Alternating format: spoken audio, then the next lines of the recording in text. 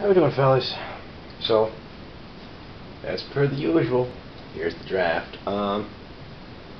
It's not quite per usual. I only drafted once last week. I cut early so I could meet up for friends and celebrate somebody else's birthday. And I go fig, 2 weeks in a row. 1 week it's my birthday, the next it's somebody else's, right? These things happen. Nothing wrong with being born in the dead of the winter. Makes you mean and ornery, like me. But anyways, I had this all nice and set up beforehand, and the cat decided at some point that she needed to jump up here. I don't know why, but she did. She's a cat. I guess they just have this instinct for going for place after areas where, you've done something and you don't want anything touched. Draws them like flies on poo. But whatever, right? So anyway, I drafted this craziness. It's a red-white deck. See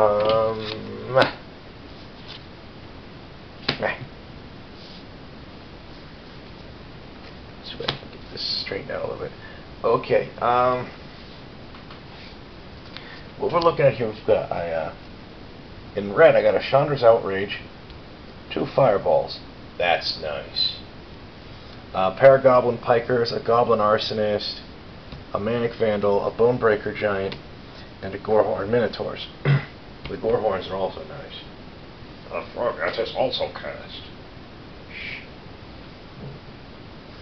Which reminds me, I should probably see about putting the Gorehorns into my Minotaur deck. Whatever. I've been meaning to do that for a while. I got a Rusted Sentinel. Not a bad filler card. As you can see, we drafted M12 just for a change of pace, Crown of Empires, cute little control card. I got a Chasm Drake, a Turn to Frog, 2 cancels, 2 Fleetwing Avens. They're a pain in the butt. It's a 2/2 flyer with hexproof, so your opponents have a hard time dealing with them. They fly, so they have an evasion ability, and hexproof. They have a great defensive ability.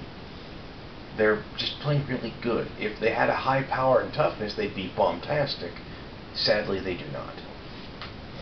A Phantasmal Dragon, really nice. One, of course, having the you target me, I die drawback. That's kind of not nice.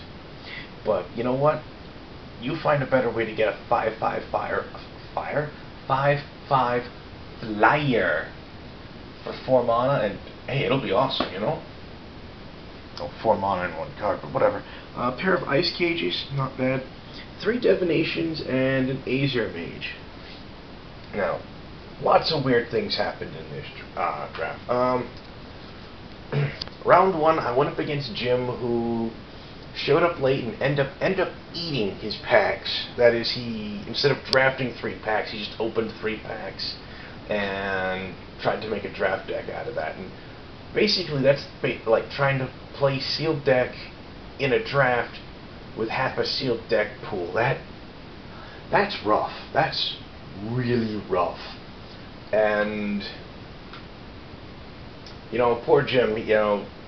Normally when that happens, it's one of 2 extremes for him. Either he opened some incredible stuff and just starts stomping people left and right, or he gets ass. This time he largely got ass.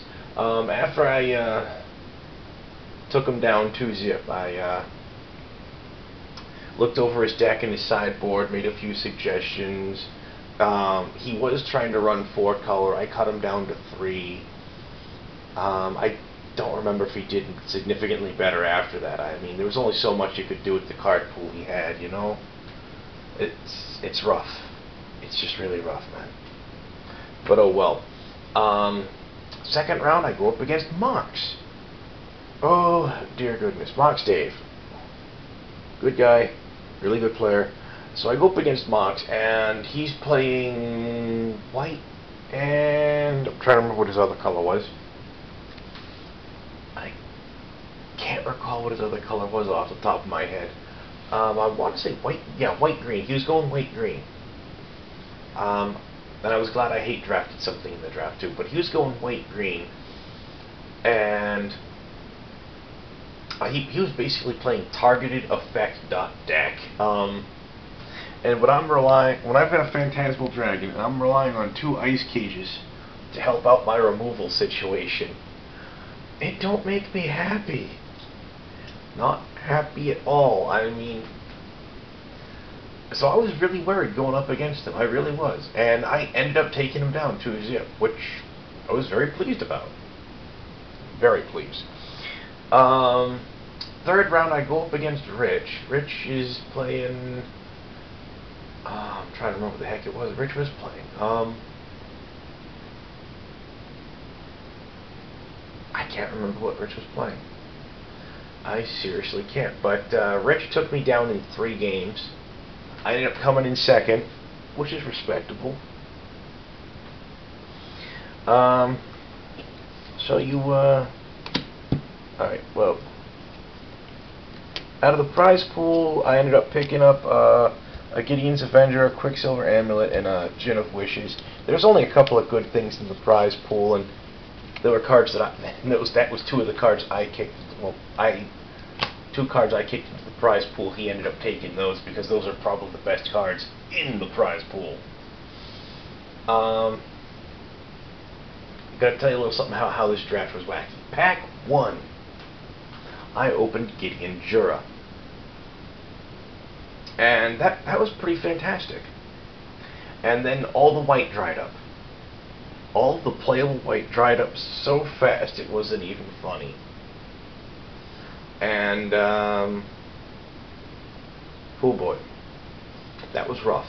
That was rough. So I ended up, by the end of pack 1, I was already in blue-red. And to be perfectly honest,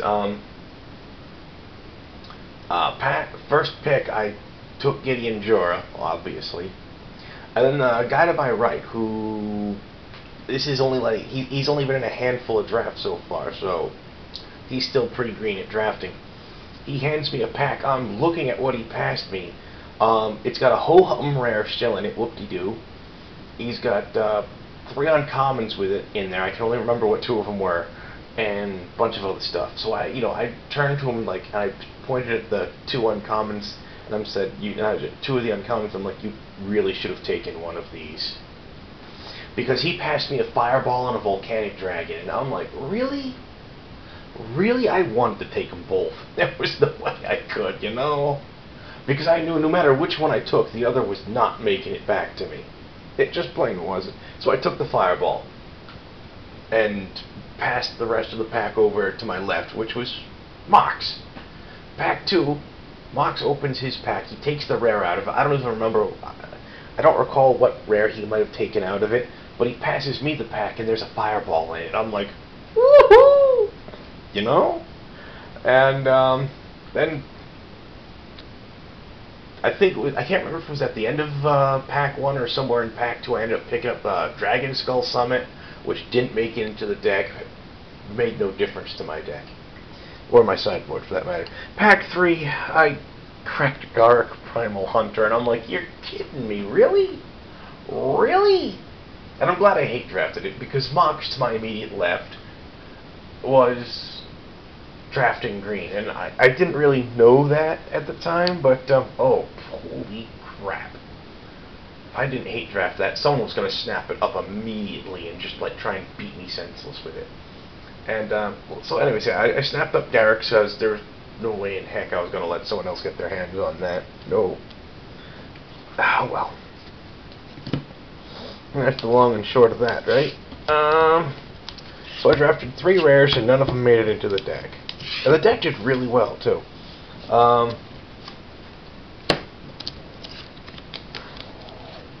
Really well. So sideboard, you're not gonna see. There's, of course, there's Garruk, and you're not gonna see Gideon in the Dragon Skull Summit in here because they got kicked into the prize pool. The rest of my sideboard in blue, I had Jesus Erasure, which is only really playable if you can get them in quantity, and I wasn't looking for them, to be honest. Levitation, which normally isn't all that great a card, surprisingly. That's one of the things that really amazes me, is that Levitation in Draft tends just not to be a very good card. And like I said, that just boggles my mind a lot of times. A Negate, which isn't a bad card, I just didn't feel I had room for it. A Divination, I don't think I went completely over my blue cards over here either that I had in the deck. So there's a Divination in the sideboard. So I had 2 Ice Cages, 2 Fleetwing Avens, the Phantasmal Dragon, 2 cancels, a Turn to Frog. It's a nice little conditional removal card. It's removal in the same way Giant Growth is removal, in that it requires some kind of tacit compliance on your opponent's part. He has to do something expecting or hoping you won't have a trick up your sleeve. Chasm Drake. An Aether Mage, hey, it's a 2/1 with a card draw ability built in, that's nice. 3 Divinations, I had a 4th in sideboard, so that was kind of wacky, When it came time to put the deck together, I'm trying to cut cards at the end, and I'm like, okay, I'll cut one of the Divinations.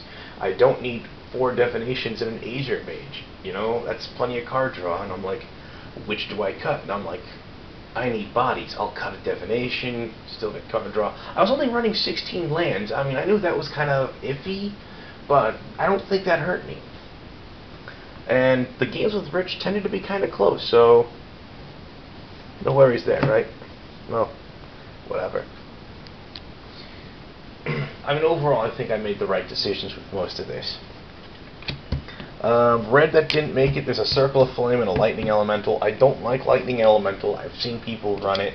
It just doesn't thrill me. Circle of Flame didn't make it into main deck. It sat in sideboard. I figured, hey, you know what?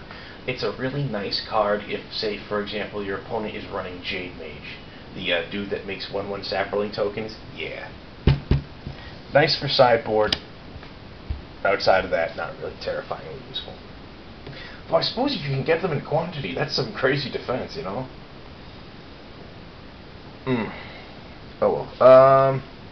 Kite Shield, didn't run it. Crumbling Colossus, I got stuck with it. It's marginally playable. I mean, yeah, if you attack with it, you sacrifice it at the end of combat. But it's a 7/4 trample for 5 mana. I mean, that's got something to say for it. Had a little bit of black. Brink of Disaster is just a card you get stuck with most of the time. It's quasi-removal. It's not a good removal card, to say the least, but it's sort of removal if you're desperate. Drifting Shade doesn't belong in any constructed decks. In draft, it's not bad. Devouring Swarm, not bad. Tormented Soul, it's mostly in the set as a Bloodthirst enabler, but I wasn't going black, didn't have cards to support black, blah blah blah blah blah. Look, there's the only other white card I picked up in the draft other than Gideon, a Peregrine Griffin, which is okay, but for 5 mana you generally want something better than okay. Green, I hated out a Giant Spider at one point because I have a nasty tendency to draft flyers. Unfortunately, I only ended with like 3 flyers. Though one of my flyers can give other creatures flying as well.